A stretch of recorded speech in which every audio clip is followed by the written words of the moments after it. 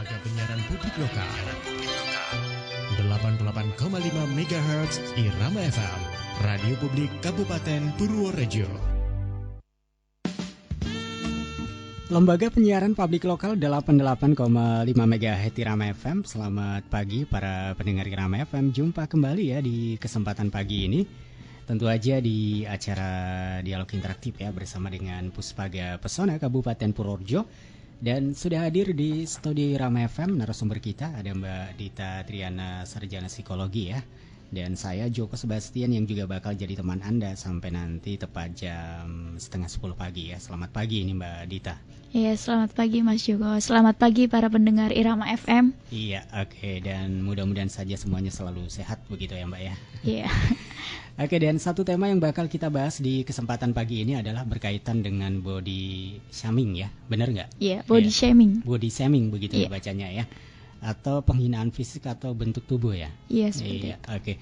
Dan nanti buat para pendengar Irama FM yang ingin berinteraksi ya di acara dialog bersama dengan Puspaga Pesona untuk kesempatan pagi ini bertepatan di hari Selasa 17 Maret 2020 dapat di 081392 696 815 ya. Oke Mbak Dita, sebelum kita bicara lebih jauh ya tentang body shaming ini, mungkin ada sedikit informasi berkaitan dengan Puspaga Pesona Kabupaten Purworejo yang perlu kita sampaikan kembali kepada masyarakat khususnya para pendengar Irama FM. Silakan. Ya, jadi untuk mungkin masyarakat yang belum mengetahui ya apa sih itu Puspaga. Nah, Puspaga itu sendiri itu pusat pembelajaran keluarga. Nah, di mana kami ada 3 layanan. Yang pertama yaitu layanan konseling aktif. Di mana layanan konseling aktif itu untuk warga Purworejo yang ingin berkonsultasi mengenai pola asuh, terus mengenai masalah keluarga ataupun masalah individu, terus tidak bisa datang ke tempat kami, nanti kami bisa berkunjung ke rumahnya. Nah, terus juga ada konseling pasif nih, di mana untuk warga Purworejo atau masyarakat Purworejo yang ingin berkonsultasi mengenai masalah pola asuh ataupun sharing tentang anaknya seperti itu, atau masalah individu, itu bisa datang ke tempat kami. Nah, tempatnya itu di deket Arta Tirta di kolam renang itu ya Mas Joko ya. Okay. Nah, terus ada sosialisasi nih, di mana untuk sosialisasi jika ingin mengundang kami untuk melakukan sosialisasi terkait dengan pola asuh atau pranikah ataupun tema yang diinginkan oleh masyarakat, itu nanti bisa menghubungi kami seperti itu. Nah, untuk konseling aktif dan konseling pasifnya itu bisa registrasi dulu atau WhatsApp atau lewat SMS melalui telepon 0821 6596 3171. Saya ulangi lagi 0821 6596 3171. Nah, itu nanti kami akan menjadwalkan proses konselingnya seperti itu. Nah, untuk sosialisasi itu masyarakat itu cukup mengirimkan dengan perihal permohonan narasumber yang ditujukan kepada Kepala Dinsosduk KBPPPA dengan tema yang dibutuhkan oleh masyarakat. Nanti temanya bisa menyesuaikan seperti itu. Iya, itu tadi ya beberapa layanan yang diberikan oleh Puspaga Pesona Kabupaten Purworejo, dan semoga masyarakat bisa memanfaatkan dengan sebaik mungkin begitu ya Mbak Dita. Gratis ya Mas ya ini konselingnya buat. Oke, dan yang jelas buat para pendengar Irama FM yang baru saja menyatu di sini di 88,5 MHz Irama FM, diucapkan selamat pagi, selamat bergabung dengan Puspaga Pesona. Dan satu tema yang kita bahas adalah tentang body shaming begitu ya Mbak ya. Iya. Nah, ini mungkin ada latar belakang tersendiri mengenai tema kita di kesempatan pagi ini, yaitu berkaitan dengan body shaming ini. Nah, terkadang tuh latar belakang dari kasus body shaming itu seseorang itu kadang merasa tidak percaya diri dengan bentuk tubuhnya atau keadaan fisik yang dimilikinya. Jadi dia sama tubuhnya sendiri itu tidak percaya. Terkadang juga merasa minder seperti itu untuk apalagi untuk misalkan dia di kelompok tertentu kayak gitu. Terus juga tidak menghargai nih sama diri sendiri. Jadi selalu menyalahkan dirinya. Loh, kok kenapa tubuh saya begini? Loh, kenapa kok misalkan hidung saya kok pesek ya, kayak gitu. Jadi dia tuh selalu mengkritik dirinya sendiri ataupun orang lain seperti itu. Nah, juga mereka juga terkadang mudah terpengaruh nih untuk melakukan body shaming pada orang lain. Misalkan ada temennya nih ngomongin atau ngerasa nih temennya yang satunya lagi tuh, jadi mudah terpengaruh untuk mengkritik tubuh seseorang atau bentuk fisik orang lain seperti itu. Iya, itu tadi ya sejumlah latar belakang berkaitan dengan tema kita di kesempatan pagi ini, yaitu tentang body shaming atau penghinaan fisik atau bentuk tubuh, begitu ya Mbak Dita ya. Iya. Nah ini kalau bicara tentang definisi ini mungkin body shaming begitu, apa sebenarnya definisinya yang bisa disampaikan kepada para pendengar Irama FM? Nah, jadi body shaming itu sendiri yaitu perilaku mempermalukan atau membuat komentar negatif terhadap dirinya sendiri ataupun keadaan fisik sendiri maupun orang lain. Nah, body shaming erat kaitannya dengan citra tubuh nih, jadi dengan bentuk tubuh seperti itu, yaitu mengenai pembentukan persepsi mengenai tubuh yang ideal nih menurut masyarakat, sehingga muncul suatu standar kecantikan yang membuat seseorang merasa rendah diri apabila tidak dapat mencapai standar yang ada kayak gitu. Misalkan seperti kadang masyarakat Indonesia nih, nah standar cantiknya itu mereka yang berkulit putih seperti itu, yang berpostur tinggi kayak gitu, yang langsing kayak gitu, yang berhidung mancung. Nah, itu standar kecantikannya biasanya seperti itu. Nah, dikatakan cantik jika kayak gitu kan. Kadang jika memiliki tubuh langsing, tinggi, terus hidung mancung dan lain sebagainya, itu masih ada standar kecantikan yang lain kayak gitu. Nah, bahkan terkadang di kehidupan sehari-hari atau dalam komunikasi sehari-hari itu terkadang kita juga nggak sadar kayak gitu menjurus ke body shaming, seperti misalkan untuk basa-basi saja, misalkan kita menyapa orang, ih sekarang kok kamu gendutan ya, sekarang kok tambah langsing atau gimana. Nah, terkadang kan kita nggak secara sadar kayak gitu loh Mas. Nah, body shaming itu sendiri juga nggak harus dilakukan terhadap tubuh kita sendiri kayak gitu, tapi juga bisa dilakukan terhadap orang lain kayak gitu. Iya, itu tadi ya berkaitan dengan body shaming, apa sebenarnya yang dimaksud dengan body shaming. Nah, kalau bicara tentang ciri-cirinya ini Mbak Dita, kalau tadi udah sedikit ya disinggung berkaitan dengan bagaimana ketika seseorang ini tidak percaya diri atau selalu merendahkan dirinya sendiri karena faktor bentuk tubuh dan lain sebagainya. Mungkin ada ciri-ciri tertentu berkaitan dengan body shaming. Untuk ciri-cirinya tuh ada beberapa ya, diantaranya itu selalu mengkritik penampilannya sendiri. Nah, melalui penilaian atau perbandingan dengan orang lain. Misalnya nih, kenapa sih saya jelek sedangkan dia cantik, atau sedangkan dia ganteng kayak gitu. Mengapa sih saya memiliki rambut yang keriting kayak gitu. Nah, sedangkan kakak saya kok lurus ya kayak gitu. Nah, itu selalu membandingkan dirinya sendiri dengan orang lain. Jadi kayak yang tadi definisi tadi ya, penjelasan tadi, dia tidak menghargai dirinya sendiri kayak gitu. Iya, oke, itu tadi ya ciri-ciri yang mungkin bisa disampaikan. Terus juga ada selalu mengkritik nih penampilan orang lain di depan mereka. Misalnya tadi ya, misalkan ketika mereka bertemu dengan orang lain, ih kok kamu kelihatan gendut ya sekarang ya kayak gitu. Misalkan kenapa ya sekarang kamu terlihat hitam kayak gitu. Misalkan setelah bekerja di mana kayak gitu. Nah, kelihatan hitam ya sekarang. Terus juga ada juga mengkritik penampilan orang lain tanpa sepengetahuan mereka. Misalnya nih, lihat tuh dia pakai baju merah kok kelihatan nggak bagus ya kayak gitu. Misalkan kan sedang sama temannya nih Mas. Nah, lihat temannya yang lain, ih kenapa ya si A itu pakai baju merah, nggak cocok kan sama warna kulitnya kayak gitu. Jadi mengkritik orang lain tanpa sepengetahuan yang dikritik kayak gitu. Terus juga ada menyuruh orang lain untuk berolahraga atau diet. Nah, seringkali kita tuh hanya memberikan informasi mengenai misalkan olahraga atau diet orang lain yang perlu dicoba. Nah, padahal bisa jadi teman kita itu malah tersinggung atau menganggap kita itu menyuruh dia untuk diet terhadap bentuk tubuhnya seperti itu. Nah, misalkan saja nih, coba deh kamu ikut olahraga atau ikut senam zumba biar tubuh kamu itu cepat kurus kayak gitu. Kan nggak tahu kan ini Mas ya, barangkali yang dikomentarin seperti itu, nah berarti dia kan mengejek saya bahwa saya itu tersinggung bahwa saya itu gendut kayak gitu. Nah, terus juga ada memberi saran soal pakai baju nih.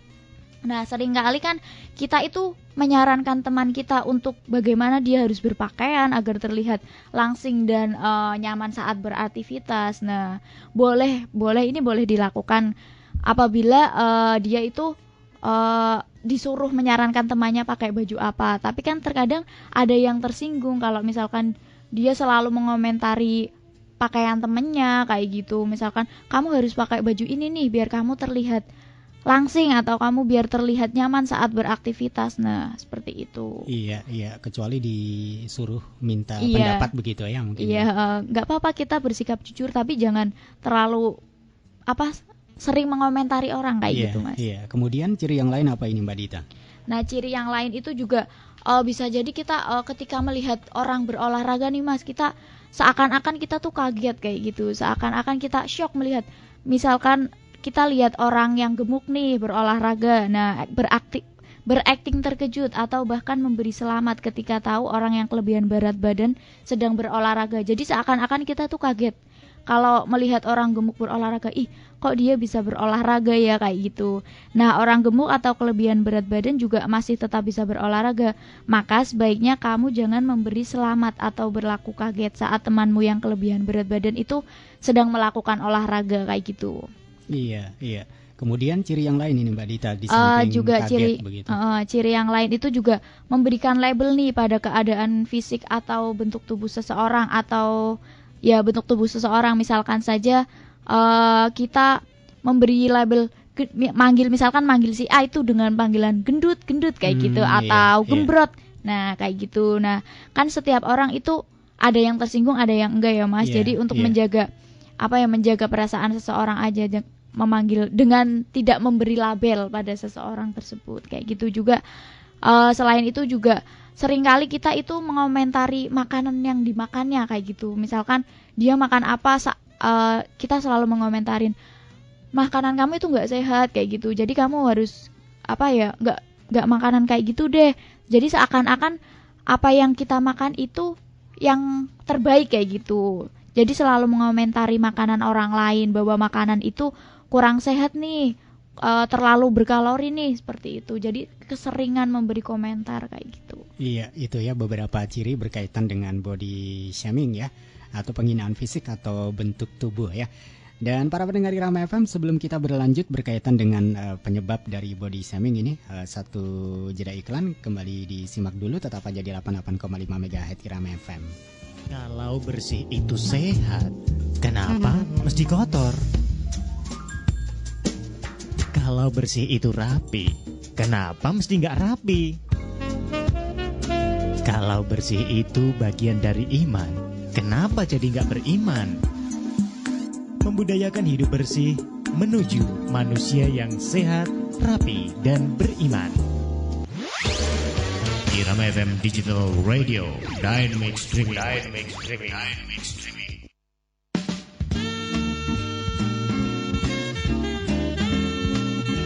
Lembaga penyiaran publik lokal 88,5 MHz Irama FM, paling dipercaya, milik kita bersama ya para pendengar Irama FM. Kembali dilanjut ya, dialog interaktif bersama dengan Puspaga Pesona di kesempatan pagi ini. Dan satu tema yang kita bahas adalah berkaitan dengan body shaming atau penghinaan fisik atau bentuk tubuh. Dan narasumber kita ada Mbak Dita Triani, sarjana psikologi dari Puspaga Pesona ya.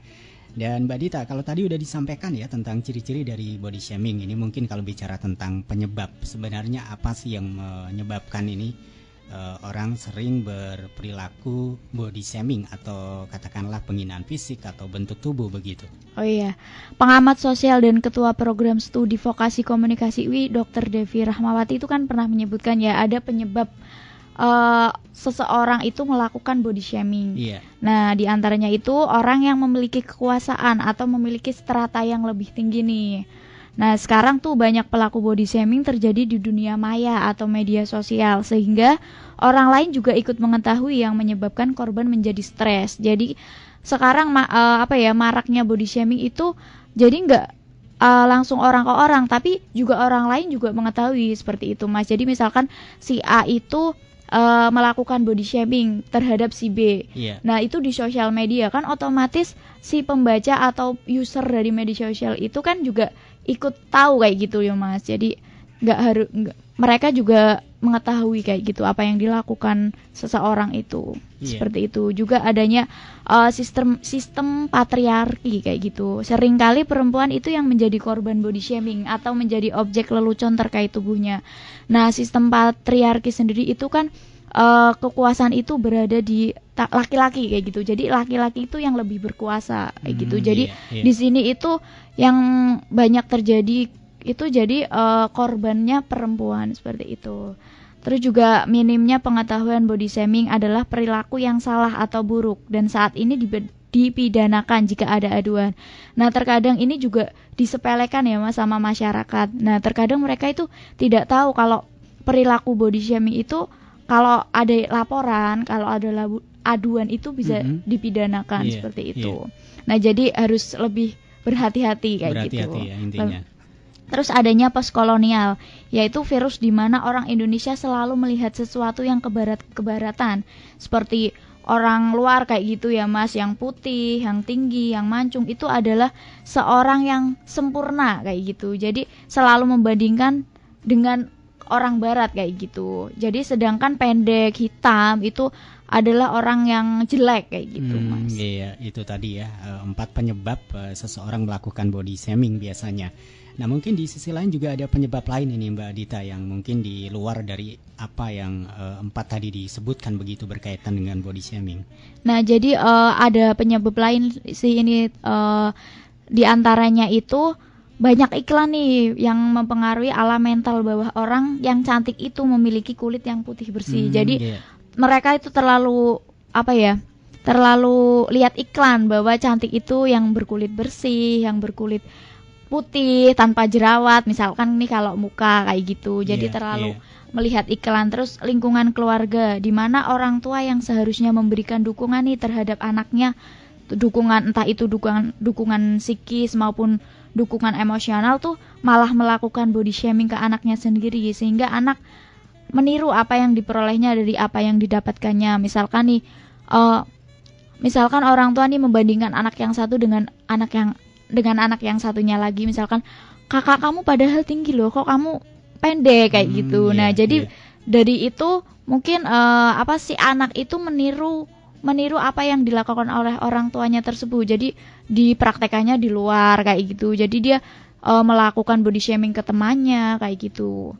Terus juga ada pengaruh lingkungan sekitar atau teman bermain nih yang bisa melakukan body shaming kayak gitu. Jadi dia terpengaruh oleh teman-temannya yang melakukan body shaming sehingga dia ikut melakukan body shaming kayak gitu. Terus juga sering melihat komentar di media sosial nih yang berisikan body shaming. Nah, biasanya itu kan kalau body shaming kayak gitu kan dilakukan pada artis kayak gitu ya Mas ya. Jadi mungkin dari situ dia itu sering melihat komentar-komentar yang negatif kayak gitu. Jadi ikut-ikutan di media sosial kayak seperti itu. Ya, itu tadi ya ada 4 penyebab dan paling tidak ada penyebab lain ya yang menyebabkan terjadinya body shaming. Di antaranya adalah banyak iklan yang mempengaruhi, kemudian lingkungan keluarga juga berpengaruh, kemudian juga ada pengaruh lingkungan di sekitar atau teman bermain. Dan ini yang menjadi kondisi seperti sekarang ini adalah sering melihat komentar di media sosial gitu ya. Melihat komentar-komentar. Oke, Mbak Dita, ini ada satu atensi yang sudah masuk ya dari Ibu Min ya di Bener. Iya. Ini bertanya bagaimana cara untuk menetralkan diri dari singgungan yang tidak enak ya, agar semua nyaman karena body shaming begitu. Terima kasih atas penjelasannya. Oh iya, untuk menetralkan diri dari body shaming itu, nah terkadang kita juga perlu adanya sikap bodoh amat kayak gitu loh Mas. Cuek kayak gitu. Misalkan seseorang, terkadang sih kita seringkali termakan omongan orang lain kayak gitu ya Mas. Jadi apa yang dikatakan oleh orang lain, nah kita dimasukin hati kayak gitu. Jadi kita juga perlu adanya sikap bodoh amat seperti itu. Jadi juga lebih menghargai diri sendiri kayak gitu. Terus selain itu juga sering melihat kelebihan diri sendiri daripada. Nah, terkadang kan kita terkadang kita itu sering melihat kekurangan diri kita sendiri. Nah, kalau misalkan kita nih suruh ngelis kelebihan dan kekurangan itu apa sih? Terkadang kan banyaknya kekurangan kita. Nah, itu coba digali kelebihannya itu apa sih untuk mengurangi kekurangan diri kita kayak gitu. Jadi mungkin setiap hari kita menulis kelebihan kita itu apa. Nah, kita tunjukkanlah ke orang lain kayak gitu. Nah, ini kelebihan saya kayak gitu. Nah, juga perlu adanya body positivity kayak gitu. Jadi selalu menghargai diri atas perubahan dalam diri kita kayak gitu. Nah, selain itu juga untuk apa ya, untuk menghindari hal tersebut juga kita sering berolahraga kayak gitu. Nah olahraga itu sendiri juga kita nggak patokannya supaya saya itu seperti kurus kayak gitu, atau supaya itu saya seperti si A misalkan kayak gitu. Tapi tanamkan pada diri kita, ubah pola pikir kita bahwa kita berolahraga itu untuk sehat kayak gitu. Kurus itu bonus kayak gitu, Mas. Iya, begitu ya buat Ibu Min yang ada di Bener tadi berkaitan dengan body shaming yang ditanyakan ya. Dan tetap aja di 88,5 MHz Irama FM, paling dipercaya milik kita bersama. Buat para pendengar Irama FM mungkin yang baru saja menyatu di sini ya, diucapkan selamat pagi, selamat bergabung. Dan satu tema yang kita bahas di kesempatan pagi ini adalah body shaming atau penghinaan fisik atau bentuk tubuh. Dan narasumber kita dari Puspaga Pesona ada Mbak Dita Triani, sarjana psikologi, dan ada saya Joko Sebastian yang juga masih jadi teman Anda. Nah Mbak Dita, kalau bicara tentang jenis body shaming ini biasanya apa saja yang sering terjadi begitu? Nah, jenis-jenis body shaming itu diantaranya ada fat shaming, di mana jenis body shaming yang mengkritik seseorang dengan berdasarkan persepsi bahwa mereka memiliki bentuk tubuh yang gemuk dan kelebihan berat badan. Jadi itu persepsi mereka bahwa saya itu memiliki badan yang gemuk kayak gitu. Jadi fat shaming itu memiliki badan yang gemuk, merasa bahwa dirinya itu gemuk dengan memanggil nama atau membuat lucon serta menggunakan bahasa yang negatif nih, misalkan seperti tadi memberikan label pada teman itu gendut kayak gitu. Terus juga ada skinny shaming, jenis body shaming yang mengkritik seseorang dengan berdasarkan persepsi bahwa mereka memiliki bentuk tubuh yang kurus dan kurang berat badannya, seperti itu. Jadi seseorang menilai bahwa memiliki bentuk tubuh yang kurus, maka mereka mengalami kurang gizi serta memberikan komentar negatif lainnya. Ini seringkali di kehidupan kita ya sehari-hari kayak gitu. Kalau misalkan melihat orang yang kurus, kita itu wah itu cacingan atau gimana, atau kurang gizi. Nah, kita berpersepsi seperti itu. Juga adanya body shaming terhadap rambut tubuh atau tubuh berbulu, jadi menghina seseorang yang dianggap memiliki rambut berlebih di tubuh kayak gitu kan. Kadang ada nih seseorang yang memiliki rambut yang lebat nih di bagian tubuhnya kayak gitu. Juga selain itu juga ada mereka melakukan body shaming terhadap warna kulit kayak gitu, Mas. Mengomentari warna kulit. Jadi misalkan kita mungkin niatnya bercanda ya sama teman. Kalau ada teman yang memiliki warna kulit yang hitam nih, kadang jiteng atau gimana nih. Nah, barangkali itu temannya tersinggung padahal niatnya cuma bercanda kayak gitu, Mas. Iya, itu tadi ya jenis body shaming, ada fat shaming, kemudian ada skinny shaming ya.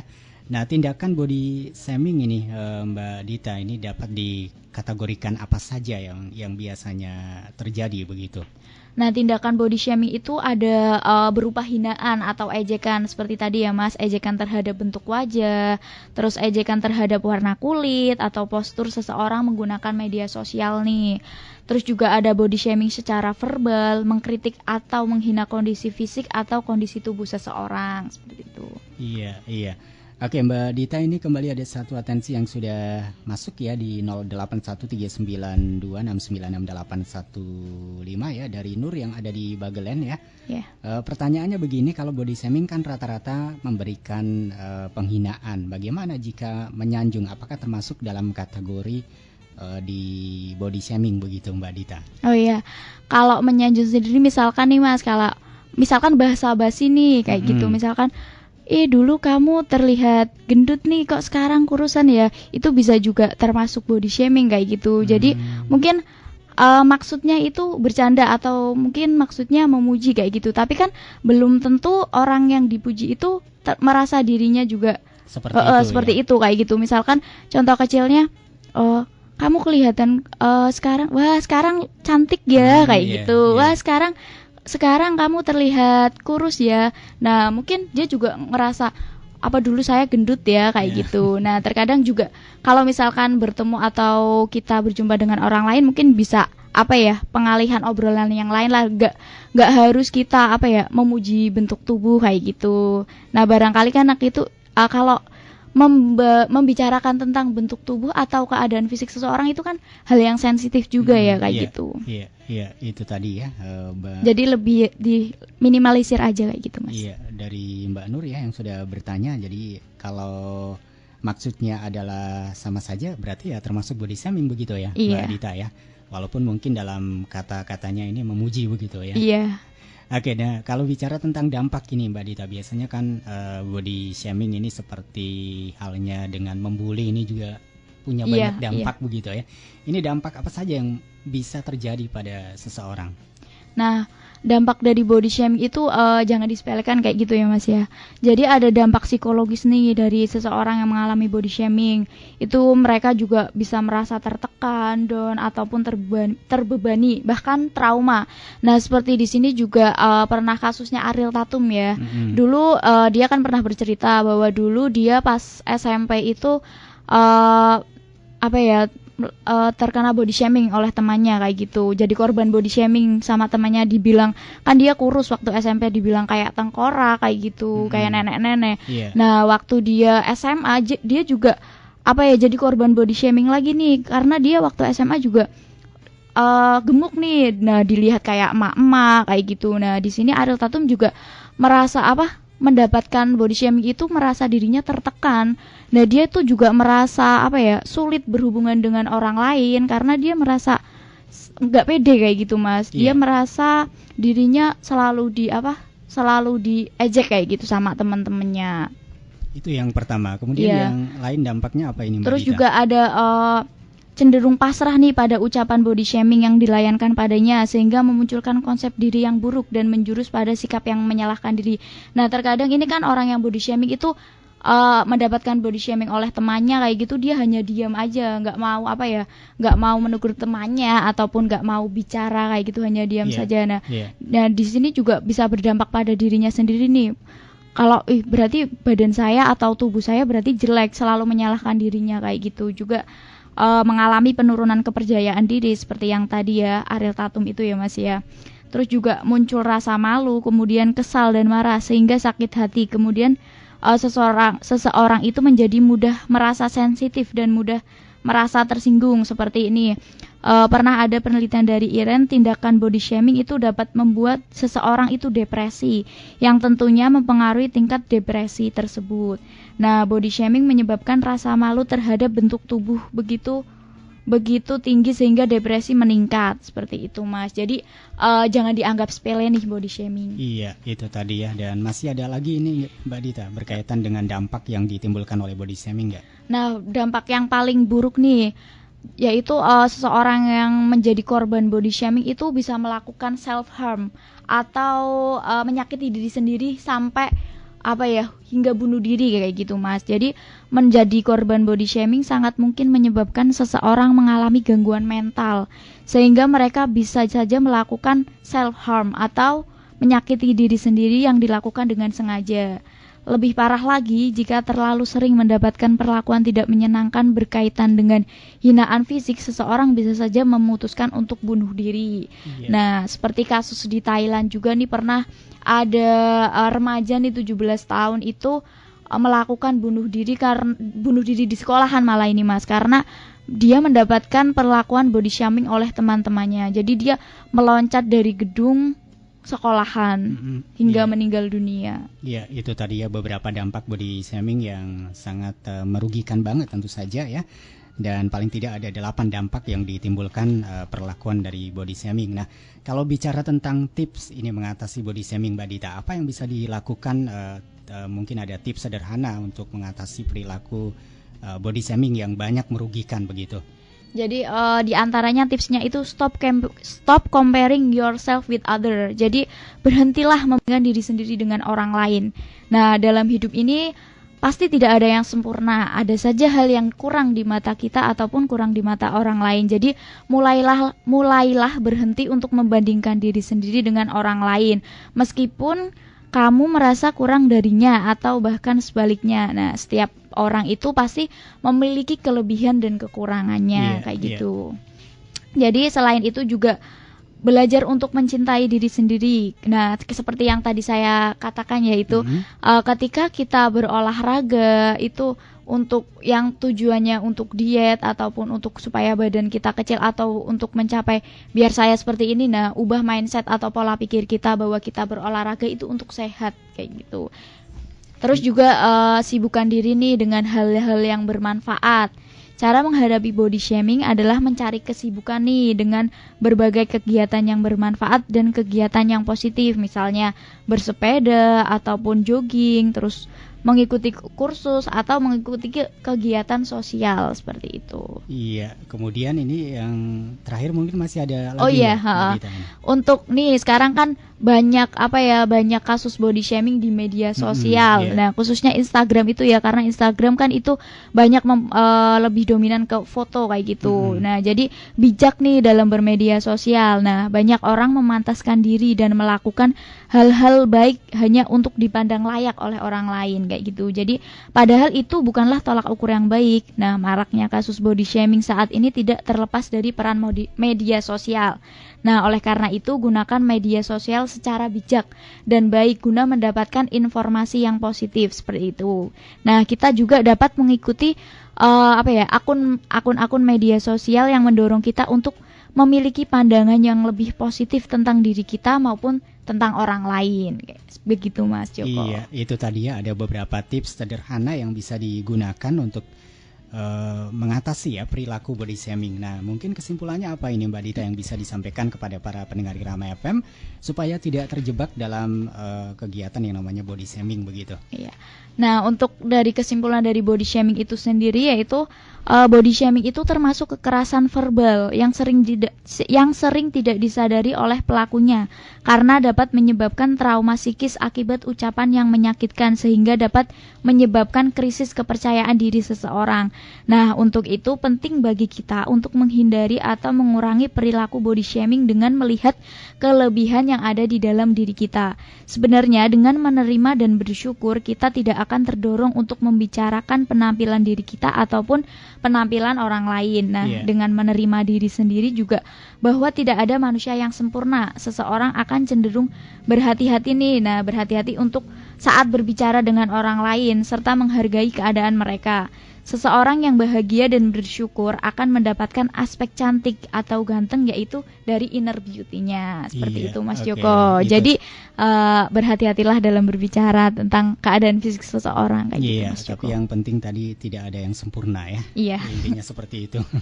Oke, terima kasih banget ini Mbak Dita berkaitan dengan body shaming atau penghinaan fisik atau bentuk tubuh yang sudah disampaikan kepada masyarakat dan pendengar Irama FM. Semoga bermanfaat dan akhirnya saya Joko Sebastian pamitan, makasih atas kebersamaannya. Setelah ini masih ada acara selanjutnya yang masih saja dapat disimak untuk kesempatan hari ini.